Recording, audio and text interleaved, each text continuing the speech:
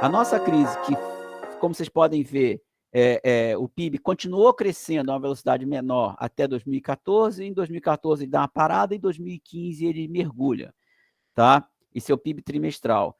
A nossa crise foi uma crise politicamente auto-infligida. Não havia nenhuma razão de restrição externa, ou de inflação elevada, ou de qualquer coisa que justificasse as políticas lamentáveis que o Brasil tomou. Foi uma crise política, como o Eduardo falou. Inicialmente, já em 2015, a presidente Dilma fez uma política equivocada. Em 2016, a coisa degringolou, piorou ainda mais por causa do golpe blando, como disse meu amigo Eduardo. E dali para frente, o que eu vou tentar falar, o que nós temos é uma semi-estagnação. Uma semi-estagnação do produto per capita tem um leve crescimento, que faz com que até hoje a gente não tenha voltado ao PIB de 2014. Ou seja, nós estamos 8 anos atrasados em relação ao PIB de 2014. Nós estamos com a pior recuperação da história brasileira. Nós temos aqui a crise da Primeira Guerra Mundial, a crise da dívida externa, aí sim uma recessão externa muito forte, de 81 a 85, a crise da Grande Depressão de 30, a crise do Plano Collor, que também foi um pouco auto-infligida. E como vocês podem ver por essa linha pontilhada aqui, a nossa crise é um pouquinho só acima do vale da crise da dívida externa, e a nossa recuperação é lentíssima. Nós estamos ainda bem abaixo do nível pré-crise, enquanto nas outras recuperações a gente já saiu do nível pré-crise em 4 anos, tá certo? Então, nós vamos para 7, 8, e aqui, veja bem, aqui tem a queda da Covid, mas depois você tem uma recuperação. Então, isso é muito grave. E como o Eduardo falou, não é que o Brasil está mal em relação a si mesmo na história, em relação aos outros. Infelizmente, a Argentina está nesse bolo que vai depois dos 175 para trás. Mas se você pegar 2014 até hoje, nós estamos na posição 175 em 194 países, em termos de crescimento acumulado. Um dos piores do mundo. Insisto, isso que é um ponto importante. Uma crise sem nenhuma razão aparente de ser tão grave como essa, o mau desempenho econômico. Tá? Em termos de PIB per capita, a gente ainda não voltou a 2012, nós estamos 10 anos atrasados. E quero dizer o seguinte, isso no Brasil, aí eu não sei exatamente como é na Argentina, tem questões muito graves. Em 2014, nós saímos do mapa da fome. Em 7 anos o Brasil conseguiu. Em 2007 a gente começou a fazer políticas de combate à fome. Em 2014 nós voltamos nós saímos do mapa da fome, acabou a fome no Brasil, tá? Isso foi realmente um sucesso muito grande do governo do PT. Em 2018 nós voltamos ao mapa da fome. Hoje em dia nós temos 55 milhões de pessoas em posição de fragilidade alimentar.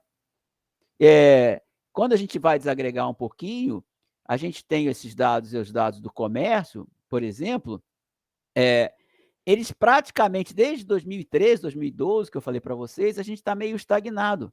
Então, por exemplo, o varejo no Brasil cresceu nesse período 5,04, nesse período todo, tá? Sendo que a população cresceu 8,37. A alimentação que vem nos hipermercados cresceu 6,15. A população cresceu 8,37. É como a renda per capita. As pessoas, de fato, estão comendo menos no Brasil. E algumas não estão comendo. Ontem só rapidamente, eu participei de um debate com uma pessoa muito importante nessa área de ONG. Ele é filho de um sociólogo importante, Betinho, e eles pensaram em fechar a ONG que combate a fome no Brasil em 2014. Eles começaram a mudar o foco. De repente, em 2017, eles tiveram que retomar a ONG, só porque voltou a fome. Então, a situação é muito grave, tá? A gente tem esses vários que caíram bastante, itens de escritório, combustíveis, veículos automotivos. Não vou falar nisso, que a gente já falou isso. A nossa produção industrial também cai muito, cai persistentemente nesse período, tá? Tem esse problema particularmente grave, que além ela cai mais do que o comércio, o que indica que a gente está tendo uma substituição de importação ao contrário, uma dessubstituição de importação. A gente está aumentando o nosso coeficiente de importação, a gente está fragilizando a nossa indústria, tá? Isso aqui são outros itens de coisa, não vale muito a pena. Eu quero só, esse dado é um dado interessante para dizer um pouco qual é digamos, a trajetória do Brasil. Quando você pega bem de capital, você fala, nossa, o bem de capital teve uma subida forte aqui, tá certo? Só que essa subida mais forte aqui, como vocês podem estar vendo, são de bem de capital agrícolas, tá? E de construção civil. Ou seja, o agrobusiness brasileiro está indo bem, obrigado, nesse período. Enquanto as máquinas de bem de capital para o setor industrial só cai. Está muito abaixo do que começou, enquanto os outros estão acima do que começou e subindo. O problema, de novo, é que o agro no Brasil não tem, como o Crespo disse, capacidade nenhuma de puxar a economia. Primeiro, porque o Brasil, como diz nossos amigos Medeiros e Serrano, Frank Serrano, é um sport-led stagnation. Quando você é sport-led, você fica com um crescimento muito baixo, tendo só esse componente. Particularmente, puxado pelas exportações de commodities, o multiplicador de emprego é baixíssimo, o multiplicador de interconexões de linkage da economia é baixíssimo. Então, isso que bom. Não, não é bom, porque isso é simplesmente um setor muito localizado que fornece para uma área que, por sua vez, não puxa a economia como um todo, tá? Serviços, a mesma coisa. Óbvio que a gente tem um componente que sobe bastante, que é os serviços de informação e comunicação. Primeiro que é uma mudança estrutural, assim como se você for olhar o comércio das publicações dos jornais despenca como uma pedra, porque os jornais estão acabando, assim, comunicação e informação está subindo porque é uma mudança estrutural. Mas os outros todos, vocês podem ver, está quase tudo estagnado no Brasil. E isso tudo reflete numa forte deterioração do mercado de trabalho, foi o que o Fernando disse. A gente tinha uma taxa de desemprego que ficava lá em volta de 7, 6 e alguma coisa, e hoje estamos em volta de 13. Vocês vejam que deu uma caidinha pequena aqui, mas está em 11 ainda, estagnado. Então, é o que o Fernando falou, enquanto você tiver uma tendência dessa, o consumo doméstico não vai puxar coisa nenhuma, tá certo? E isso é uma tendência, a gente está querendo uma coisa estrutural. E esse aqui é muito importante para a gente no Brasil.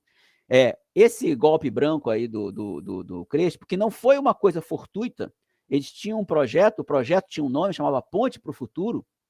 Esse projeto foi imposto no governo Temer, que era o vice-presidente da Dilma, e foi continuado pelo Bolsonaro. Se o Bolsonaro é mais confuso, é menos organizado, a linha geral de orientação dele é exatamente igual ao anterior. Então, uma das coisas que eles queriam fazer era aumentar a informalidade no trabalho no Brasil e conseguiram. A participação do setor formal, que era de 50, cai para 45, 5 pontos percentuais, e a outra sobe esses 5 pontos percentuais. É ruim a informalização em vários sentidos. Ela é ruim a informalização, primeiro, porque a pessoa ganha menos, você tem menos direito trabalhista, mas como eu falei naquela apresentação do Fernando, o acesso a crédito cai. Então, a possibilidade do consumo autônomo via crédito cai também. Então, independente do trabalhador ganhar mais, ter menos direito, ter menos férias, ele vai ter menos acesso a crédito. O Brasil não tem um mercado subprime, como é o caso dos Estados Unidos, onde qualquer coisa... Eu era estudante dos Estados Unidos e me ofereciam um cartão de crédito, porque eles nem sabiam que eu era estudante. Só me ligavam para a minha casa e já me davam um cartão de crédito. Isso não é o caso brasileiro. Tá? Então, isso é um outro problema muito sério. Como a gente está vendo aqui, o rendimento mensal subiu, caiu e vem caindo. Tá? Essa subidinha é porque tem a variação salário mínimo, mas não é muito importante. O importante que eu queria mostrar do Crespo aqui, que o nosso setor externo, esse aqui é a transações correntes, ela estava relativamente alta, é óbvio que com a redução do crescimento ela praticamente desaparece, tá? Ela volta a crescer quando você começa a recuperar um pouquinho a economia, mas num nível bem menor do que o anterior, que era o período de crescimento um pouquinho mais acelerado. Ela despenca na pandemia, obviamente, com a enorme recessão, e dá uma crescidinha, mas no nível muito baixo, certo? Então, em termos bom, porque também os preços das commodities aumentaram e melhorou pelo dado das exportações. Então, do ponto de vista das transações correntes, a gente tem uma situação cômoda, mas o que o Eduardo quis falar, que eu acho que é mais importante, é a conta financeira, tá? Nós temos uma entrada líquida de capitais que não é, isso é um ponto importante, que não é tão boa quanto era no período antes do golpe branco, tá? mas ainda assim é expressiva e dá para a gente, se vocês olharem esses dois gráficos, vocês estão vendo que eles têm uma imagem meio especular. Então, ele segue, bom, como deveria ser, se você não precisa gastar reservas, né? Então, assim como você tem a variação do fluxo financeiro eram capazes de cobrir esse déficit de transação mais alto, à medida que você diminui o déficit de transações, você aumenta a conta financeira e você não precisa gastar as reservas. Você está inserido no circuito financeiro internacional, e eu queria mostrar uma coisa que a Júlia disse, que é exatamente esse período aqui, como vocês estão vendo. Foi justamente como a Júlia mencionou, que as taxas de juros estavam muito baixas nesse período, e a gente teve uma fuga de capital, levando a uma desvalorização cambial e uma inflação. Até este fato que vocês estão vendo aqui, ele é auto-infligido. Nós não tivemos problema de financiamento externo, nós resolvemos fazer uma política monetária equivocada, tivemos fuga de capital. Bastou mudar a política monetária e subir a taxa de juros que voltou ao capital. De novo, o Brasil é o masoquista, nesse sentido. Óbvio que não é masoquista, é uma escolha política, que depois a gente faz um outro seminário para discutir por que o Brasil entrou por esse caminho, mas é uma escolha política, é uma trajetória política que o Brasil adotou, tá?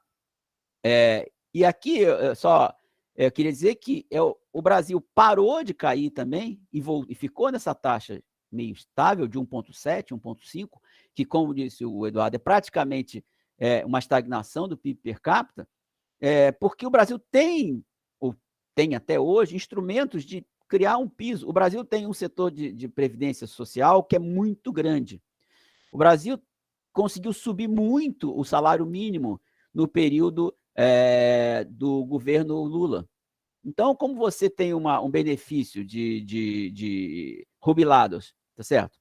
Que é, no mínimo, um salário mínimo, e o salário mínimo está muito alto, e o valor do salário mínimo não caiu, você tem uma base de gasto que, quando você teve um aumento do salário mínimo em 2017, você segura a economia, você puxa a economia.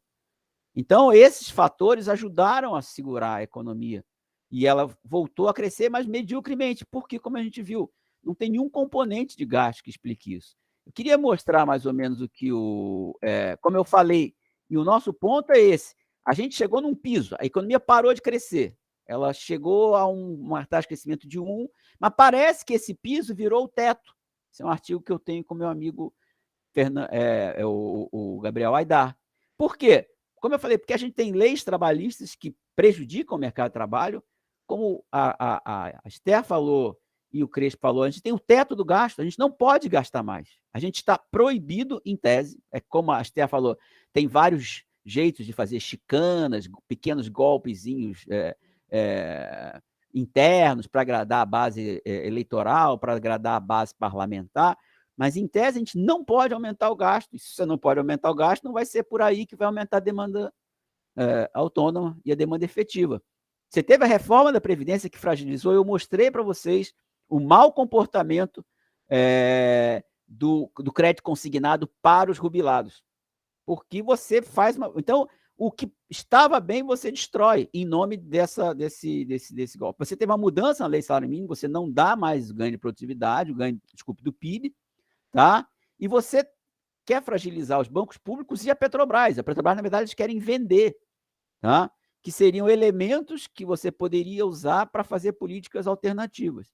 E aí, só para terminar, só para reforçar o que o Eduardo falou, a gente teve essa queda do comércio bilateral, como ele explicou, 2 países que crescem, então, 174, como é que um vai criar demanda para o outro? Um não vai criar demanda, você vende para quem está querendo comprar. Então, queda do comércio, forte aumento do intercâmbio da China. Você tem também uma privatização e uma concentração da pauta exportadora, tá? E uma relativa estabilidade das importações. E tem o que a professora Marta Castilho, chamou de sojificação, que seria uma excessiva, digamos assim, ênfase no caso da soja. É óbvio, porque se você não tem um comércio bilateral que vai puxar um comércio mais forte de bens de indústria, você vai ter que vender para quem está querendo comprar. Só para ilustrar o que o Eduardo falou, a composição das exportações do Brasil, a Argentina está nessa posição, cai muito. Tá? Quem sobe bastante é a China. Vejam bem que a Europa também, com seu baixo desempenho, também cai, também dá uma estreitada. É razoável isso. Então, cresceu pouco, demandou pouco, participação é menor. Na verdade, a China come espaço de outros parceiros também, como Estados Unidos, tá?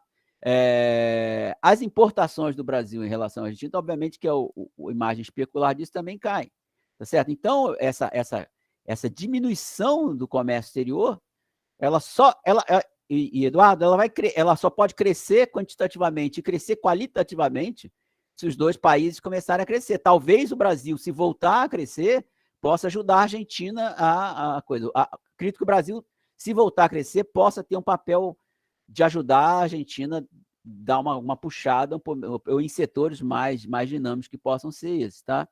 Aqui eu trouxe a Argentina, o Eduardo. Como vocês podem ver, as exportações para o Brasil também caíram, tá? E as importações para o Brasil, obviamente, caíram e aumentou muito da China, tá?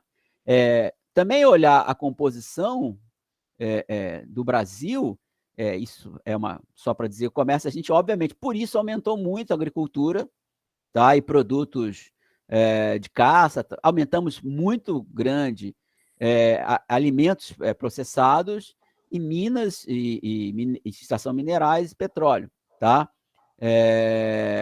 Uma questão que para a gente é muito relevante, essa importação de produtos químicos, manufaturas químicas, vai de 18% da participação na pauta para 27%.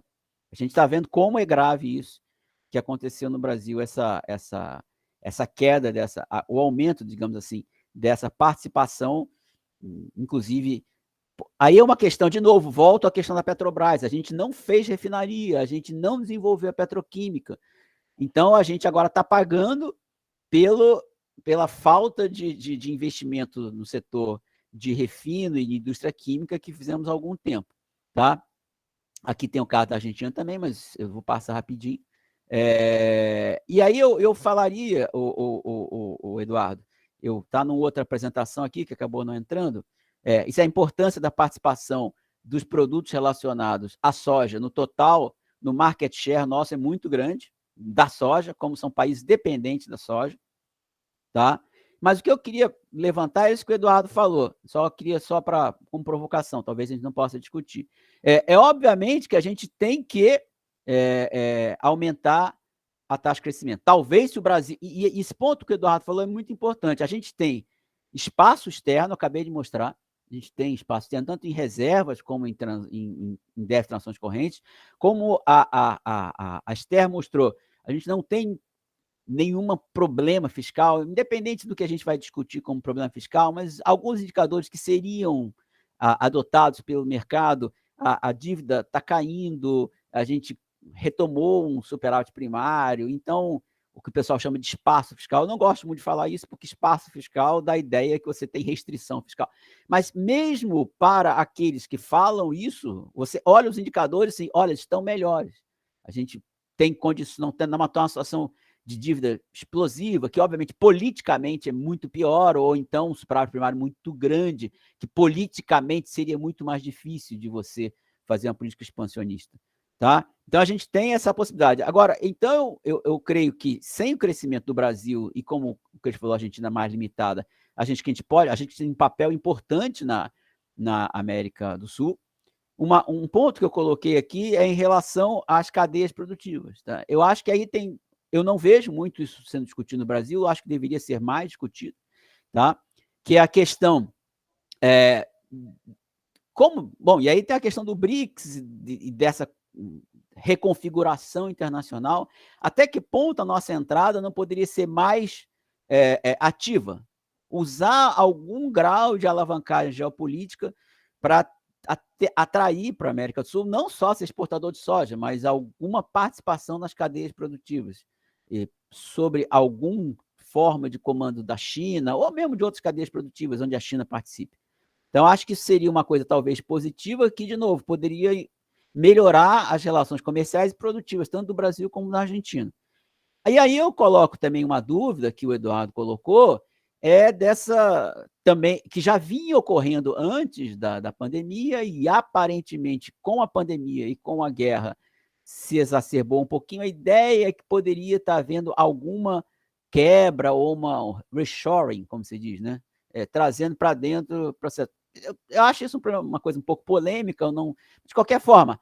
Isso não seria muito bom no sentido da gente se engajar em eventuais cadeias produtivas, mas eu acho que é um ponto que a gente pode discutir. Agora estamos estourados de tempo, em um outro momento, mas, sei lá, se a nossa mensagem final é essa: a gente só volta a melhorar, e a gente volta a melhorar mutuamente com o crescimento, tá? Esse crescimento vai ter um impacto, sem dúvida, positivo sobre os setores mais dinâmicos, ou setores industriais. Como eu mostrei o dado para vocês aqui de indústria, o nosso desempenho industrial é muito ruim, muito ruim. Independente do... Eu não sei se vocês olharam os gráficos de comércio, você cai e meio estabiliza, de serviço você cai e meio estabiliza, e indústria não, é uma pedra. Cai o tempo todo. Então, talvez esse aumento desse comércio possa... Não vai ser export-led nesse caso, obviamente, mas você ter uma melhoria digamos, do tamanho e da escala de mercado que a gente possa para a indústria. Então, um ponto que a gente poderia discutir. E até que ponto, e aí eu termino com isso, e só um ponto importante. Meu argumento, e o argumento de todo mundo aqui, é que nós tivemos uma crise que não foi externa, que não foi fiscal, sei lá, não foi nada, foi politicamente imposta pela, desculpa falar, classe dominante, que não achou muito bom o período de menor desigualdade, um pouco mais distributivo, de melhoria dos trabalhadores, de mais formalização no mercado de trabalho. Então, tudo que foi feito foi ao contrário.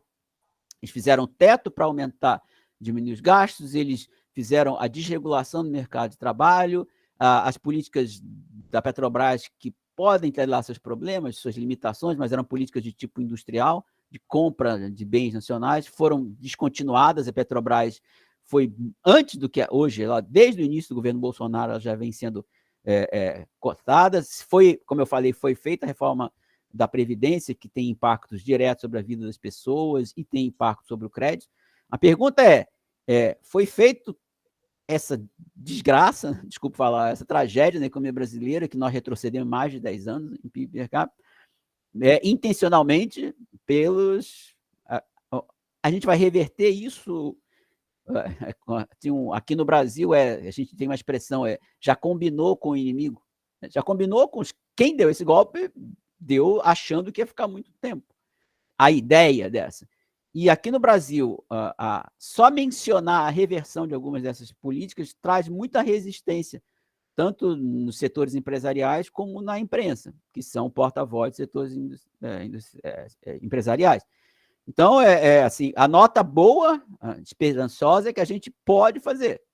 A grande dúvida será que vai fazer, ou qual vai ser o espaço de político que isso possa ser feito, tá?